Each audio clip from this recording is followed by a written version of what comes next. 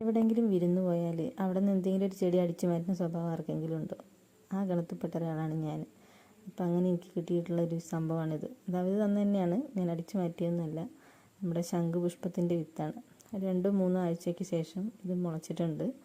അപ്പോൾ പിന്നെ അതുപോലെ ഇങ്ങനെ 2 ഇല വന്നു, 3 ഇല വന്നു, 2-3 വിത്തുകൾ വേറെയും മുളച്ച്. അപ്പോൾ അങ്ങനെ നമ്മുടെ ശംഖുപുഷ്പം വളർന്നുകൊണ്ടിരിക്കുകയാണ്.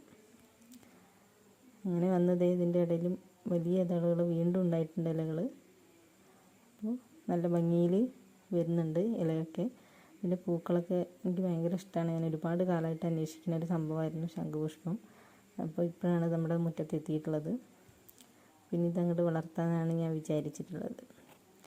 ഇതിൻ്റെ ഒരു ധാരണ ഇത് കൂടെ വളർത്തി ഇങ്ങനെ ഈ ഒരു കമ്പി കൂടെ ഒക്കെ ഇങ്ങനെ കയറ്റി വിടാനാണ്. അപ്പോൾ ഇതേ ധാരണയിൽ വളർത്തിയ കോവയ്ക്കവള്ളിയാണ് കേട്ടോ അവിടെ നിൽക്കുന്നത്, ഉണങ്ങി നിൽക്കുന്നുണ്ട്. അപ്പം ഇനിയിപ്പോൾ ഈ ശംഖുപുഷ്പത്തിൻ്റെ അവസ്ഥ എന്താവുകയാണാവോ. എന്തായാലും പൂക്കളുണ്ടായി.